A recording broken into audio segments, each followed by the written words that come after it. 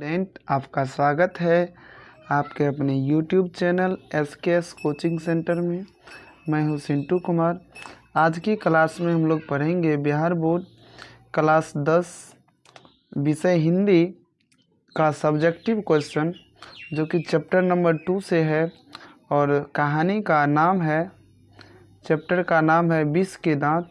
जो क्या है, कहानी है जिनके रचयिता है नलिन बिलोचन शर्मा जी है। कौन है? नलिन बिलोचन शर्मा। तो सबसे पहले हम क्या करते हैं, इनमें लेखक परिचय देख लेते हैं। क्या देख लेते हैं? लेखक परिचय। उसके बाद हम लोग आगे बढ़ेंगे और सब्जेक्टिव क्वेश्चन को A to Z देखते जाएंगे। पहला पॉइंट है विष के दांत। विष के दांत क्या है? सॉरी, यहाँ पे के होगा। क्या होगा? के होगा, सिर्फ के। तो विष के दांत क्या है? तो आंसर होगा, यह कहानी एक प्रकाश वर्ष की कहानी है। इसके कहानीकार नलिन बिलोचन शर्मा है। कौन है? नलिन बिलोचन शर्मा है। देखिए, इसके अंतर्गत है जन्म। अब किसका जन्म? ये नलिन बिलोचन जी का जन्म। तो नलिन बिलोचन शर्मा का जन्म कब हुआ? तो 18 फरवरी 1916 ईस्वी को हुआ। कब हुआ? 18 फरवरी 1916 ईस्वी को हुआ। आगे बढ़ते हैं। अब इनका स्थान, जन्म स्थान कहाँ है? तो बदरघाट पटना। बदरघाट पटना, ठीक है। इनके पिताजी का नाम पंडित रामावतार, माता का नाम रत्नावती। इनकी माता का नाम रत्नावती। इनकी भाषा भोजपुरी। और इनका मृत्यु हुआ था 12 सितंबर 1921 ईस्वी को। कब? 12 सितंबर 1921 ईस्वी को। चलिए, लास्ट पॉइंट है कि प्रसिद्ध रचना। तो सदल मिश्र, मानदंड, संत परंपरा, कहानी संगठन। ये इनके क्या हैं? कुछ परिचय था जिनको हम लोग कर लिए हैं। अब इनका सब्जेक्टिव क्वेश्चन देखिए। पहला क्वेश्चन है विष के दांत कहानी का सारांश लिखें। तो विष के दांत कहानी के कहानीकार नलिन बिलोचन शर्मा जी है। इस कहानी में अत्यधिक दुलार प्यार के कुल परिणामों एवं सामाजिक भेदभावों के उजागर करने का कार्य किया गया है। इस कहानी में सैन साहब एक बहुत अमीर व्यक्ति हैं जो फैक्ट्री के मालिक हैं। इन्हें अपने धन पर काफ़ी घमंड था। यह गरीबों के भलाई करना नहीं चाहते। इनकी एक नई कार काले रंग की है जिसका नाम स्टीमल इंड था, जिसका दाम 7,500 था। कासू सेन साहब का पुत्र था जिसे प्यार से खोखा का कहकर पुकारा जाता है। यह अपने घर के बताए सभी नियमों का अपवाद था। इनकी 5 पुत्रियां, जिसे कठपुतलियां के तरह माना गया है। इसे हर प्रकार का तमीज सिखाया गया, पर खोखा को नहीं। कासू इस कहानी में बिगड़े बाप का बिगड़ा संतान है। यह एक जिद्दी लड़का है जो इसके मन में आता है वह कर डालता है। वह पिता के अहंकारी हैं। उसकी हर गलती में माता पिता को खुशी होती है कि मेरा बेटा आगे चलकर इंजीनियर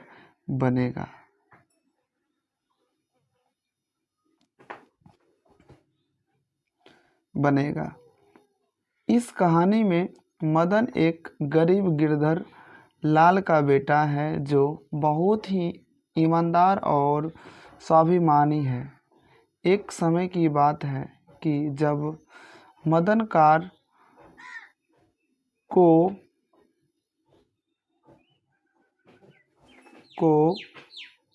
छूना चाहता है, उसी समय सेन के ड्राइवर यानी शॉफर, ठीक है, ने धक्का मार दिया और वह सड़क पर गिर गया और इस प्रकार झूठा आरोप लगाकर मदन की पिटाई की जाती है। अर्थात इस कहानी में जब कोई गरीब किसी अमीर के शरण में रहता है तो वह किसी गरीब का साथ नहीं देता। इस कहानी में कासू और मदन के बीच झगड़े का मूल कारण लट्टू के खेल को माना जाता है, क्योंकि जब मदन को गाड़ी छूने नहीं दिया गया और इसके बाद में धकेल दिया इसके बदले में धकेल दिया गया, इस बात को लेकर मदन ने भी लट्टू खेलने से इनकार कर दिया। तो कासू ने मदन को 2-4 घूसा जमा दिया। 2-4 घूसा क्या किया? जमा दिया। मदन ने भी कासू के दांत तोड़ डाले। इसके माध्यम से कहानीकार बताना चाहते हैं कि बालक जिद्दी होता है। क्या होता है?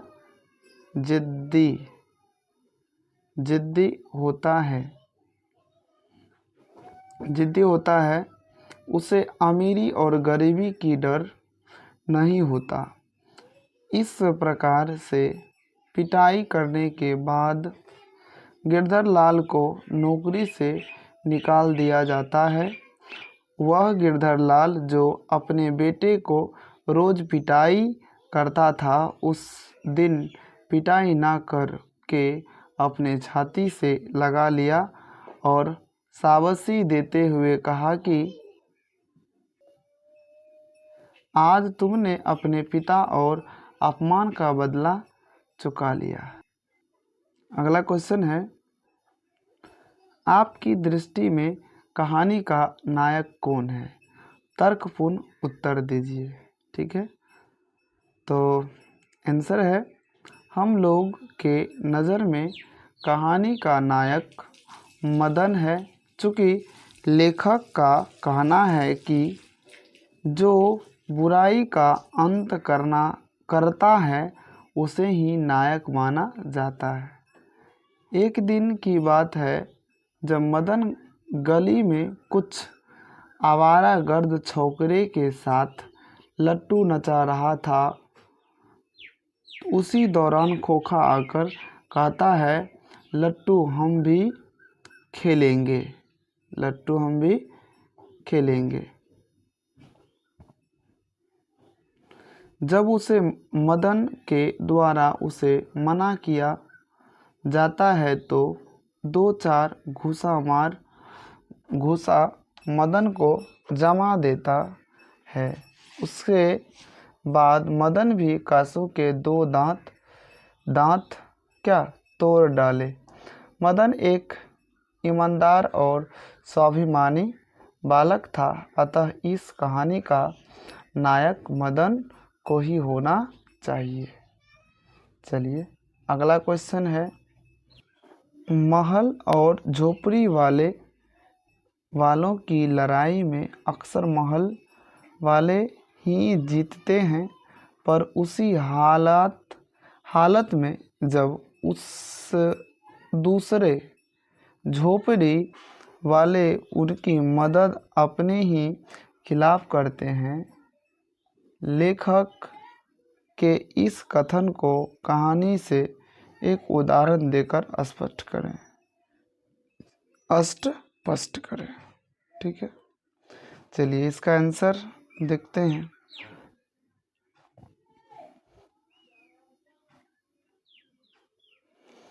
महल और झोपड़ी की लड़ाई में महल वाले ही जीतते हैं, क्योंकि महल का तात्पर्य अमीर वर्ग तथा झोपड़ी का तात्पर्य गरीब वर्ग है। लेखक का कहना है कि जब तक अमीर गरीब की मदद नहीं करेगा तब तक उसकी हार होती रहेगी, लेकिन जिस दिन ये गरीब वर्ग अमीरों की सहायता करना बंद कर देगा उसी दिन से आशा क्या होगा, पलट जाएगा। अगला क्वेश्चन है, कहानी के शीर्षक की सार्थकता स्पष्ट करें। विष के दांत कहानी का शीर्षक अत्यंत सार्थक है। इस कहानी में जब किरानी गरीब गिरधर लाल का बेटा मदन ने अमीर घराने का बेटा कासू को पीटकर जब 2 दांत तोड़ देता है तो इससे स्पष्ट हो जाता है कि धनी वर्ग के अहंकार को चकनाचूर कर दिया। ठीक है। अगला क्वेश्चन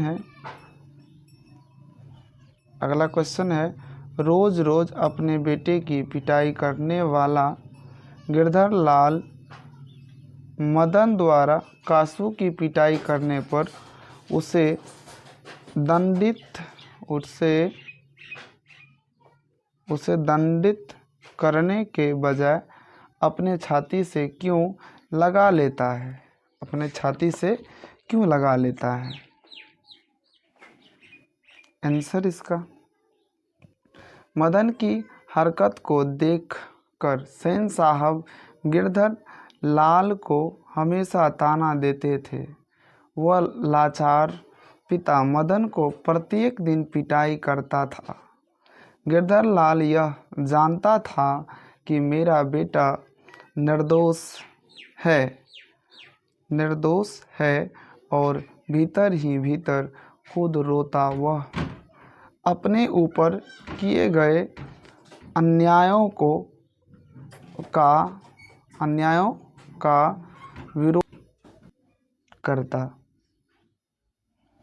लेकिन आज गिरधर लाल को एहसास हो गया कि मेरा बेटा ईमानदार और स्वाभिमानी है।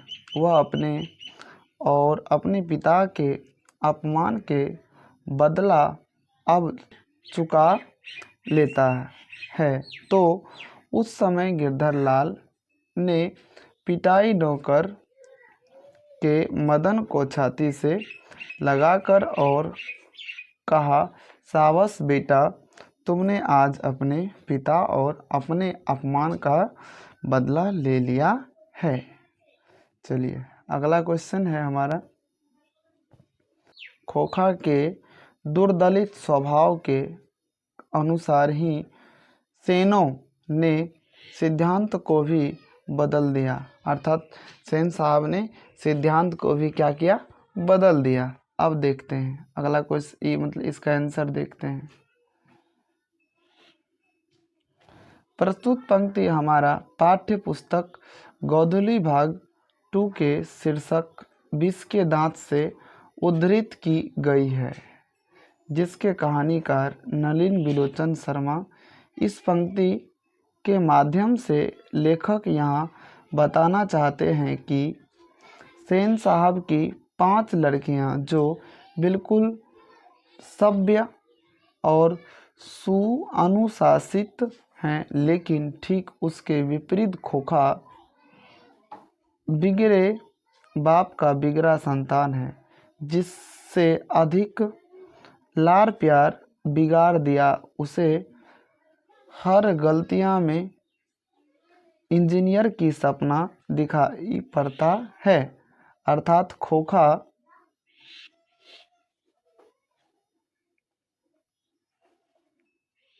की संभावना उसके लिए अपने सिद्धांतों को भी बदल दिया गया था।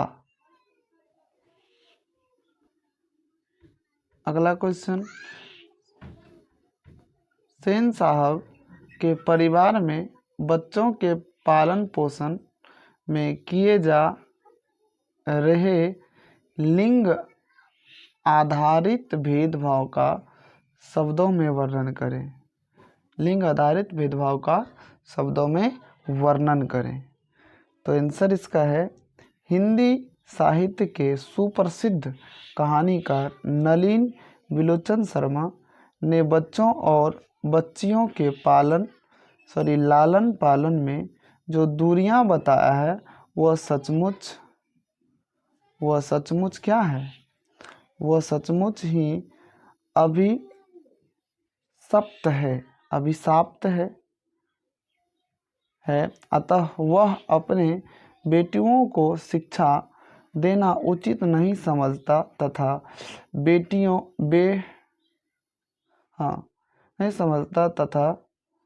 बेटियों को हंसने की इजाज़त भी नहीं और बेटा में नटखटपन के रूप में इंजीनियर का स्वरूप देखता है, जो आधुनिक समाज के लिए सही नहीं है। ठीक है, चलिए अगला क्वेश्चन।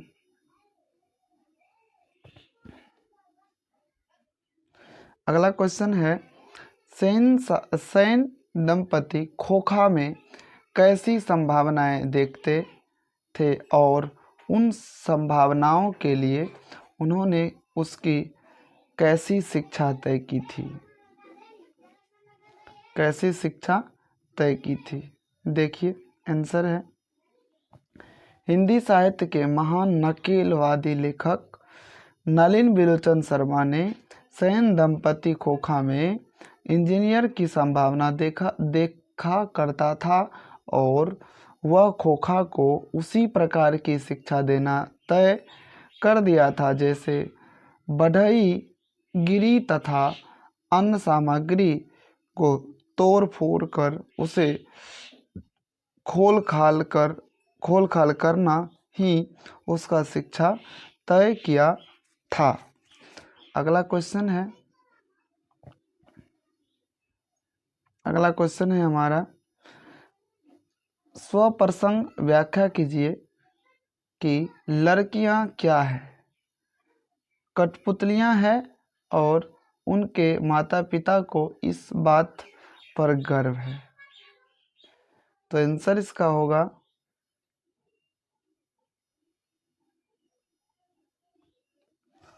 प्रस्तुत साग्रभित सुललित एवं मार्मिक पंक्तियां हमारे पाठ्य पुस्तक गोधुली भाग 2 के शीर्षक 20 के दांत से उद्धृत की गई है।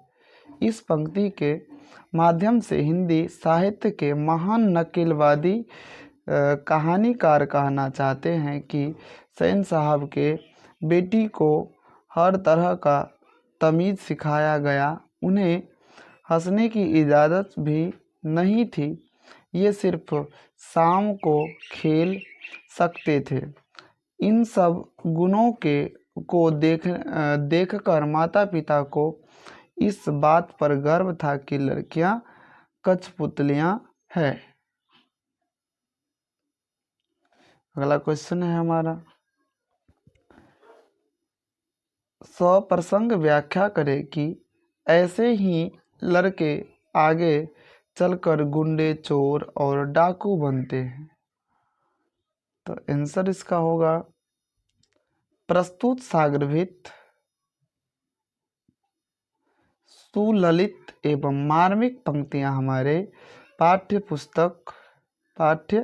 पुस्तक गोधुली भाग 2 के शीर्षक 20 के दांत से उद्धृत की गई। इस पंक्ति के माध्यम से महान लेखक नलिन विलोचन शर्मा ने बड़े बड़े सेठों के चरित्र का उजागर करता हुआ हमें यह बताया है कि सेठ लोग कैसे गरीब के बाल बच्चों को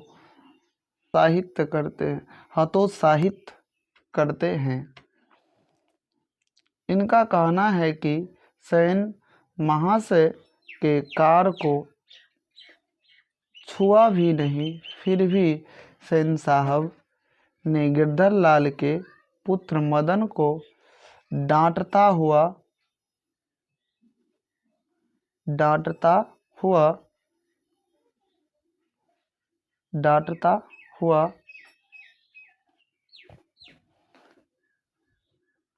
उसके माँ को कहता है, ऐसे बच्चे को अभी से संभाला नहीं गया तो यही बच्चे आगे चलकर गुंडे, चोर और डाकू बनेंगे। देखिए अगला क्वेश्चन है स्वप्रसंग व्याख्या करें कि कौवा की जमात में हंस आने के लिए ललक गया। ठीक है, आंसर इसका देखते हैं। तो यहाँ से प्रस्तुत सागरभित सुललित एवं मार्मिक पंक्तियाँ हमारे पाठ्य पुस्तक गोधूली भाग 2 शीर्षक 20 के दांत से उद्धृत की गई है। इस पंक्ति के माध्यम से सुप्रसिद्ध लेखक नलिन बिलोचन शर्मा का कहना है कि सेन साहब का बेटा कासू गिरधर लाल का बेटा मदन के जमात में शामिल होने के लिए यानी लट्टू खेलने के लिए मचल उठा, जिसे लेखक महोदय ने कहा कि कौवे के जमात में आने के लिए हंस ललक गया और कासू पूर्व की भांति मदन पर अपना रोष दिखाना चाहता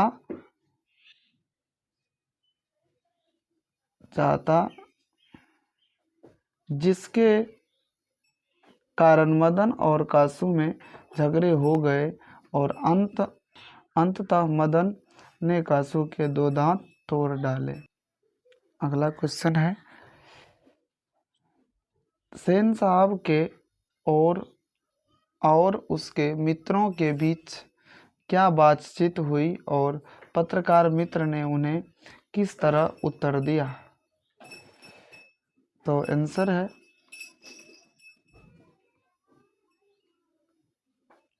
हिंदी साहित्य के महान लेखक नलिन बिलोचन शर्मा का कहना है कि जब सेन साहब और उनके मित्र के बीच बातचीत हुई तो सबसे पहले सेन साहब अपने बेटे कासू के बारे में बड़ी मौलिकता के साथ व्याख्यान करने लगे कि अपने बेटे को इंजीनियर बनाने जा रहा हूँ। आजकल पढ़ाई लिखाई तो फिजूल है, मैं 2 घंटे आकर ठोक पीट करने के लिए सिखाने को कहा है। इससे बच्चे की उंगलियां अभी से ही औजारों से वाकिफ हो जाएंगी।